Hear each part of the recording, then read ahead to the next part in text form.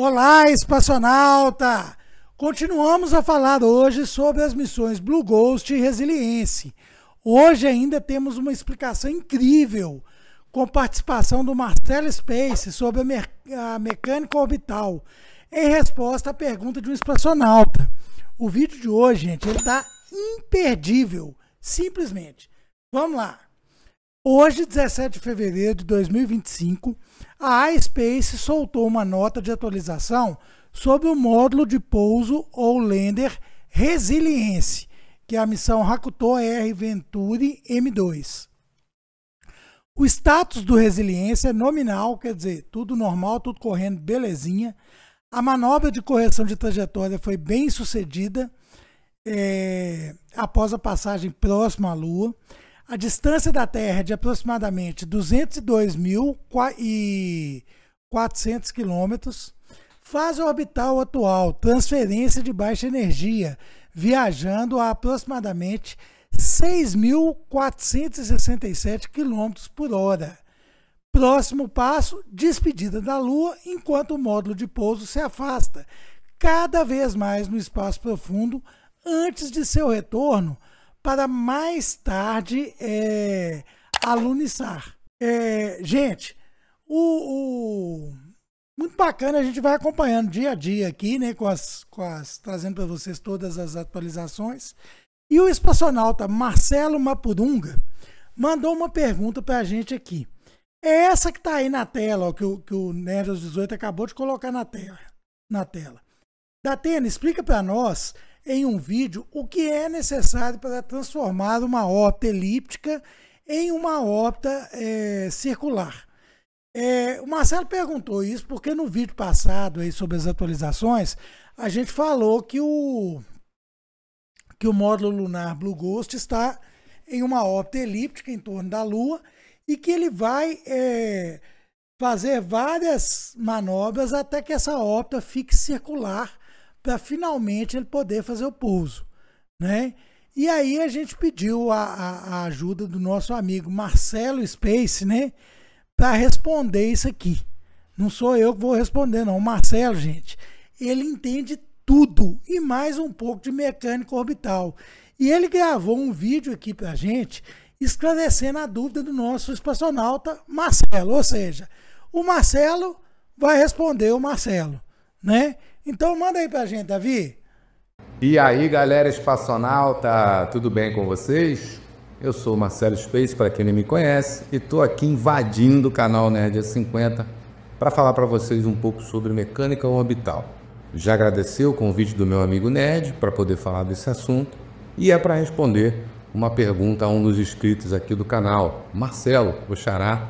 A pergunta deve estar aparecendo em algum lugar aqui que o Nerd aos 18 deve estar colocando, porque isso é fera, ele é fera e é fácil para ele. Bom, a pergunta é o seguinte: como fazer, o que é necessário, né, para fazer para uma órbita elíptica se transformar numa órbita circular? Bom, como vocês estão acompanhando aqui no canal Nerd aos 50, o lander, né, Blue Ghost, está nesse momento orbitando a Lua numa órbita elíptica, se preparando para o pouso, né? A gente vai acompanhar também.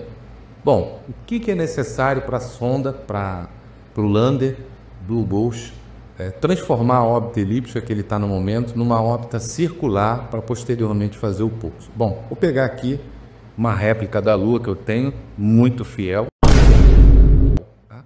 Inclusive com as crateras, tudo perfeito, ZT, tá? Para mostrar para vocês o que é uma órbita elíptica. Uma órbita elíptica é uma órbita oval, tá? Aonde o objeto, a sonda, o satélite, né, o lander que está orbitando, passa muito próximo em um ponto e passa muito longe no outro ponto. Então ela faz uma órbita oval, tá? Uma órbita oval. Não é uma órbita circular, perfeitinho. Qual é a característica dessa órbita oval? Quando ela passa muito próximo aqui do corpo celeste, no caso a Lua, né, a sonda Blue Ghost está passando na Lua, quando ela passa perto, ela é acelerada pela gravidade da Lua, estilingada, e no ponto aqui mais distante ela vai devagarinho. Então ela fica nesse movimento, fica fazendo esse movimento. Bom, o que é necessário? como é que ela vai fazer as manobras para transformar essa órbita numa órbita circular? Bom, ela vai usar os motores que ela tem para desacelerar e ir fazendo, circularizando essa órbita. Como é que ela faz isso? Bom, quando ela passa pelo ponto mais próximo aqui da Lua, ela vai ser estilingada para longe.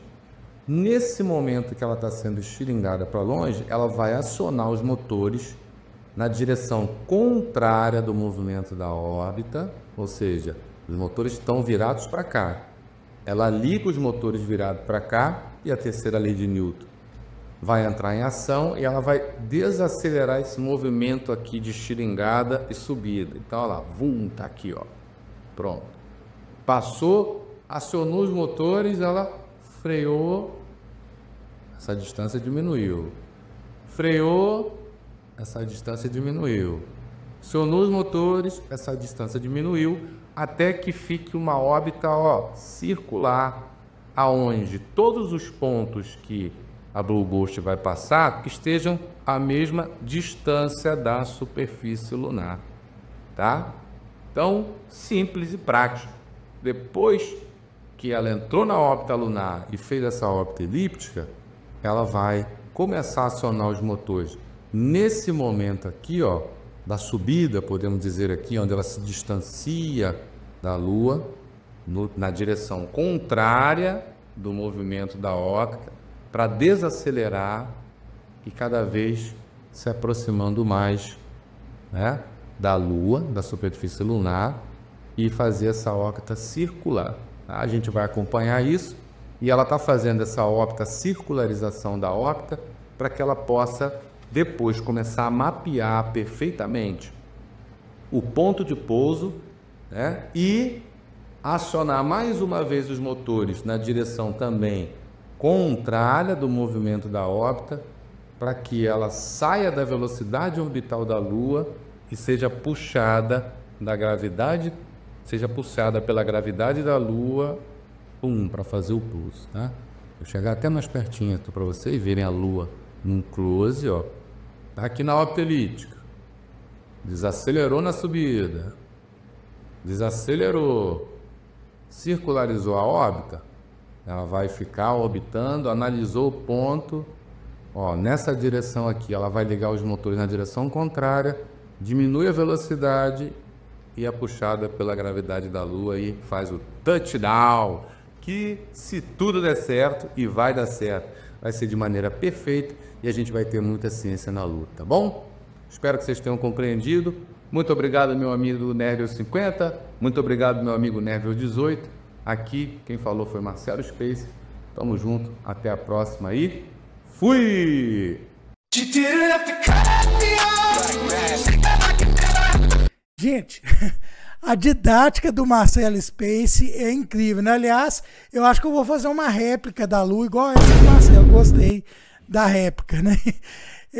Se você ainda não é inscrito, não conhece o canal do Marcelo Space, na descrição desse vídeo e de todos os nossos vídeos tem um link para você acessar e se inscrever lá. Acaba de ver esse vídeo aqui, depois você vai lá na descrição e faz a sua inscrição. Eu sempre falo isso aqui, gente, mas eu vou falar mais uma vez.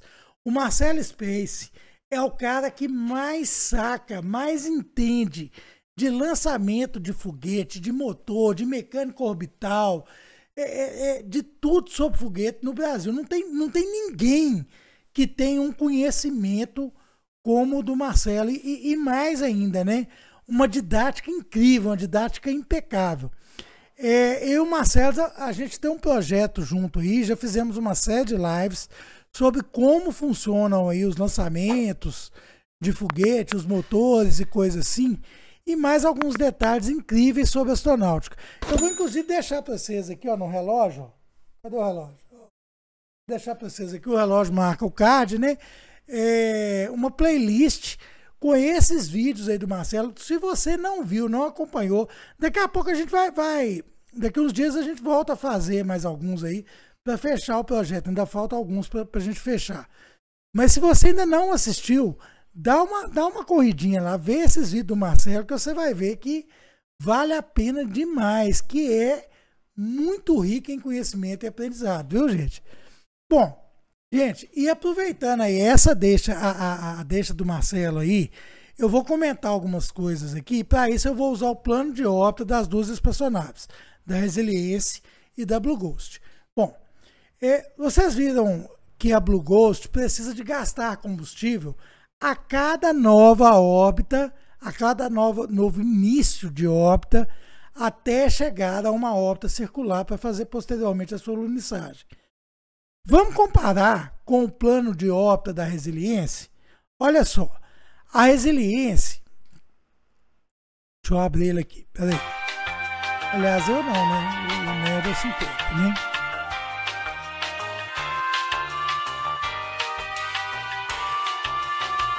Aí. Olha só, a Resiliência fez um sobrevoo à Lua recentemente e com esse sobrevoo ela desviou a órbita dela para essa órbita alongada ali, espiral, que está em rosa aí no nosso gráfico, tá? O que chamamos aí de uma transferência de baixa energia. Está escrito aí em inglês, né? To Low Energy Transfer. Então é uma transferência de baixa energia. Ela vai viajar para o espaço aí um tempão, gente, até chegar ao seu apogeu, ao apogeu dessa órbita, que é mais ou menos onde está desenhado o lander aí nessa elipse rosa aí, que vai estar, o apogeu é a 1.100.000 quilômetros da Terra.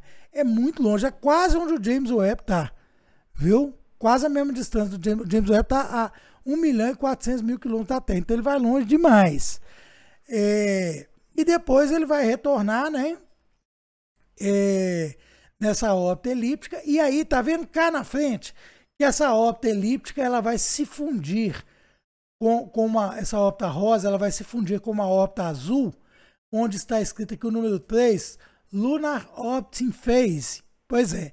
Aqui ela vai retornar para essa posição, né, que é uma órbita circular, praticamente circular, em torno da Terra, e a mesma órbita da Lua. Olha que a Lua está aqui na mesma órbitazinha azul.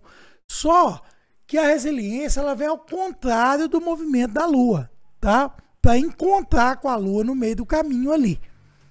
E aqui ela então vai fazer a inserção lunar já praticamente em uma órbita circular, gastando pouquíssimo propelente nessa brincadeira toda aí. Por isso que é uma viagem que, apesar de ser mais longa, ela é muito mais econômica e gasta pouco combustível em relação ao plano de voo da Blue Ghost. Tá certo? Dá para entender aí, né? Por que a Blue Ghost vai gastar nesse período aí de orbitar a Lua mais combustível do que a Resiliência, né? O pessoal da iSpace fez isso também com a Hakuto M1, né, que infelizmente falhou no momento do pouso. E a gente inclusive acredita que o combustível tenha terminado antes de pousar. Então, assim, em viagens espaciais, gente, qualquer tanto de combustível faz diferença. Então, por isso que a iSpace preferiu uma forma de viagem que gasta menos combustível, tá certo?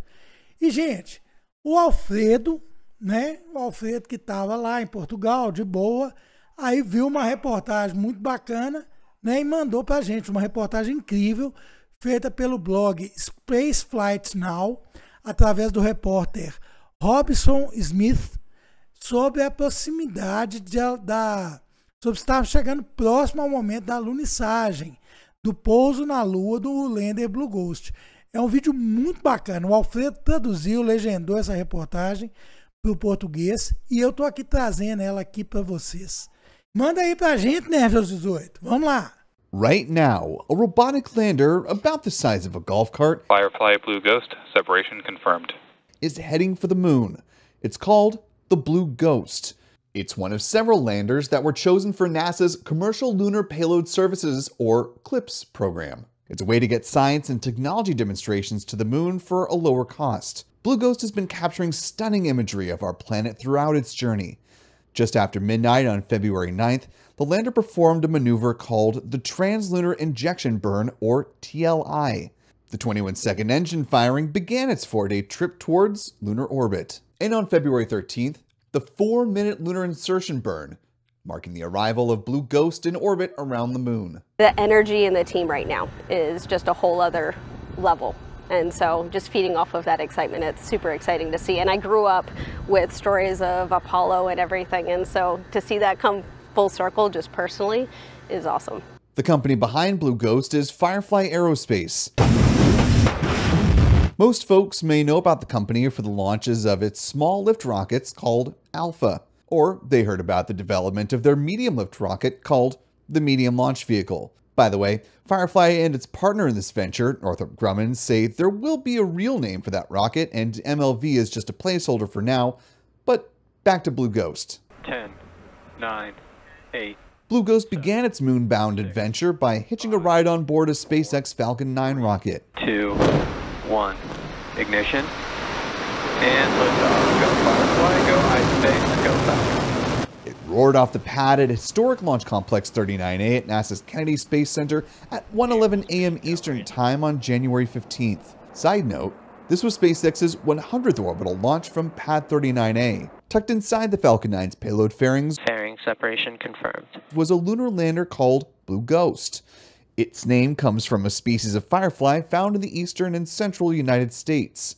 There was also another robotic lander on board this flight. Underneath this specifically designed canister is the Resilience lander from Japan-based company iSpace. We'll talk more about their mission in a separate video. Before the launch, we spoke with Firefly's Vice President of Engineering, Bridget Oakes. She says several pieces of the lander have heritage with the Alpha rocket, which has flown 5 missions so far.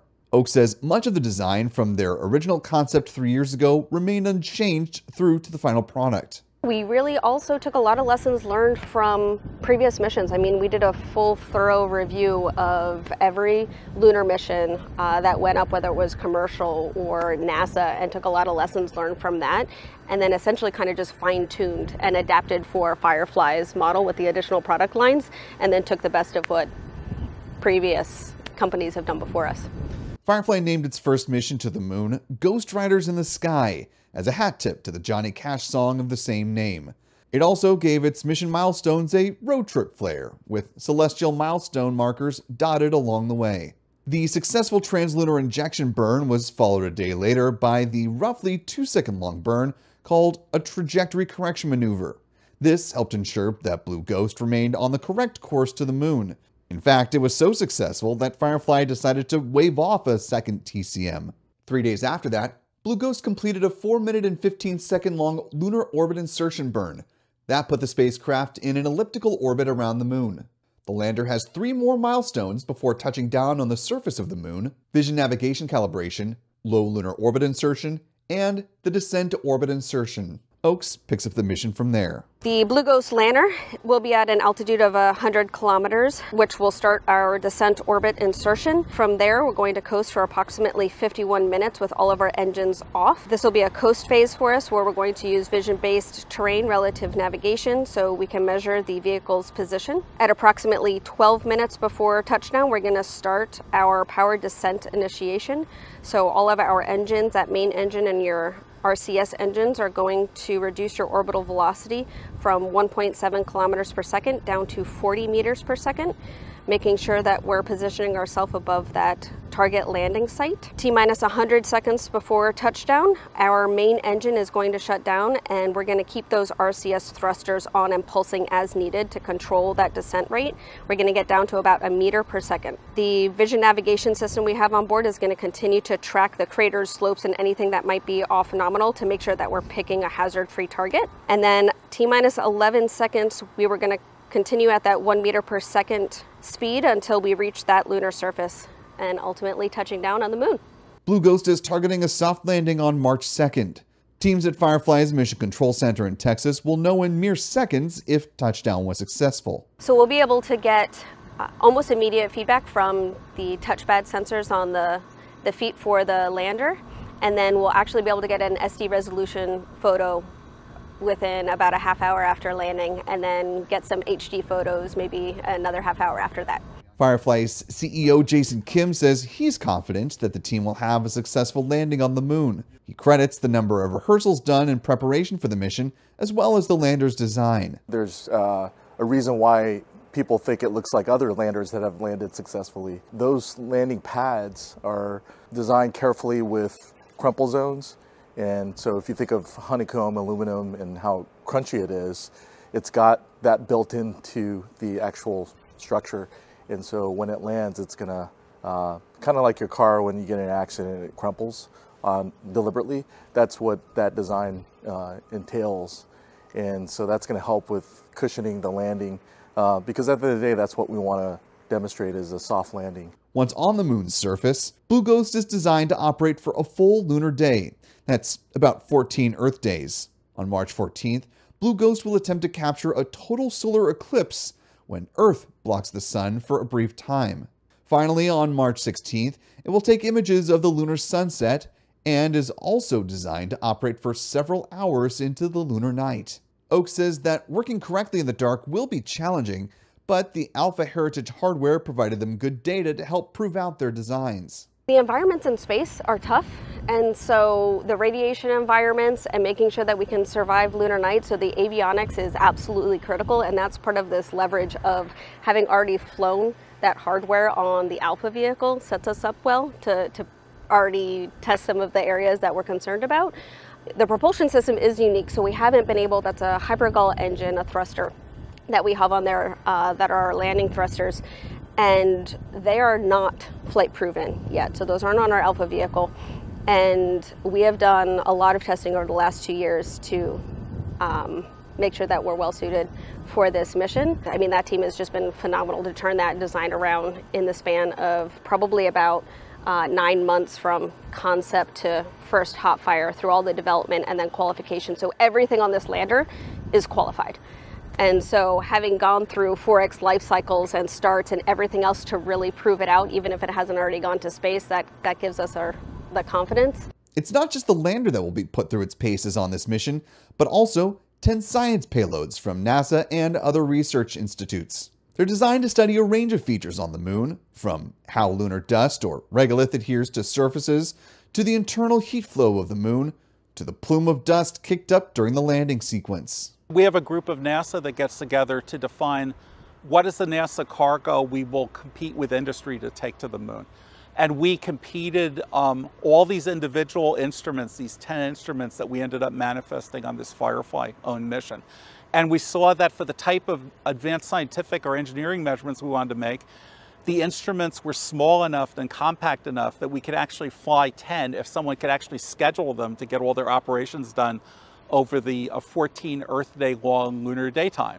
We have a phenomenal assembly integration team and mission manager team, and so our customers have points of contact with our team to go and check out. We review their procedures, they review our procedures. If we have questions about onboard operations with one payload, potentially overlapping with another payload, we're working those live with all of the teams and getting everybody's feedback together. And then the assembly integration team they're doing all of the checkouts, they're writing all of the software tests, they're actually doing all of the mechanical integrations. There isn't a siloed portion of the job that they're trained to do. They touch everything on that lander, from welding to electrical checkouts. And so you have that really strong technical discipline of folks on the team in the clean room going and running and helping do this integration and testing, combined with the partnership with the customers to pull it all together, I think has made that work really well.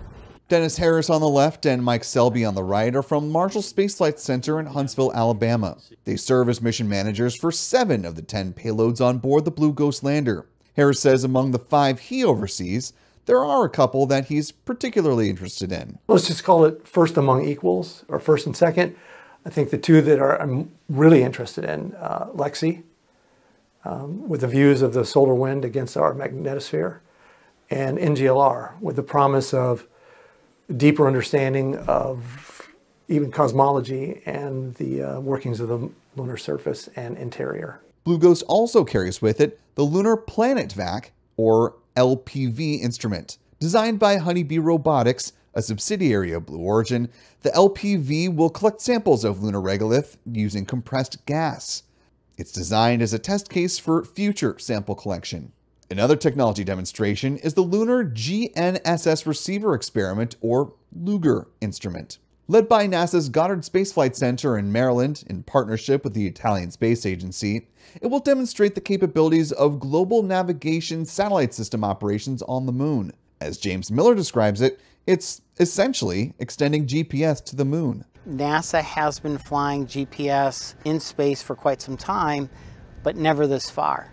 And so at this point in time, we have a mission, MMS, that's a heliospheric mission. It's halfway to the moon, and we're processing signals that show us navigation grade precision.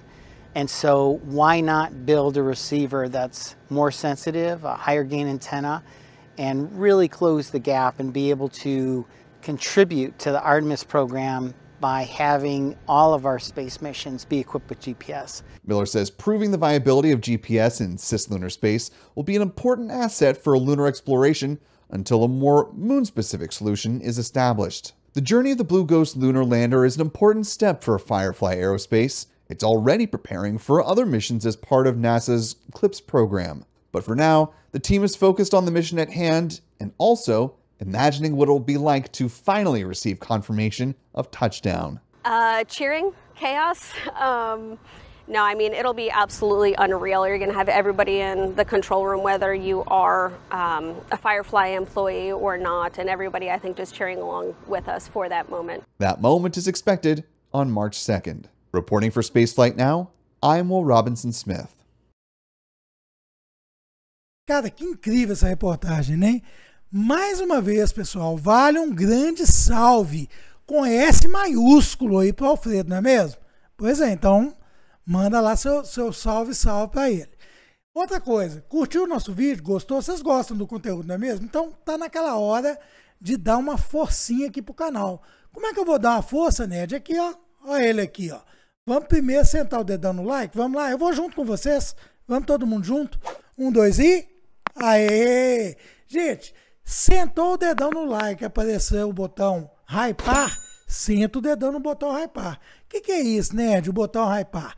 Ele faz com que o YouTube entenda que ele deve entregar esse vídeo para mais pessoas. É como se ele disparasse esse vídeo no foguete, tá certo? E outra coisa, usa e abusa do pacotão youtubístico. O que compõe aí o pacotão youtubístico, galera? É dar o like, compartilhar o vídeo, comentar, inscrever-se no canal, hypar, tudo isso faz parte do pacotão youtubístico, tá? Inscrever-se também, gente, é muito, muito importante, porque a gente tem uma meta de atingir os 50 mil inscritos até o meio do ano, tá? Até junho de 2025, é uma meta ousada, difícil, e por isso eu preciso da inscrição de vocês. E a meta maior nossa é chegar aos 100 mil inscritos até final de dezembro. Então, galera, isso aqui não adianta eu, não adianta o Marcelo, não adianta o Alfredo, não adianta o Davi, juntar todo mundo aqui, esse monte de nerdão aqui e falar assim, nós vamos chegar, nós vamos fazer, não adianta.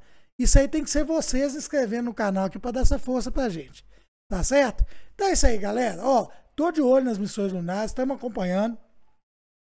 Vou trazer em breve, a pedido aí o vídeo sobre o asteroide que supostamente vai se chocar com a Terra em 2032, então eu vou trazer para vocês. Eu estava estudando muito, preparando com muito carinho esse roteiro, e essa semana ainda eu acho que ele sai, tá certo? Então é isso aí, galera, grande abraço, até o nosso próximo vídeo.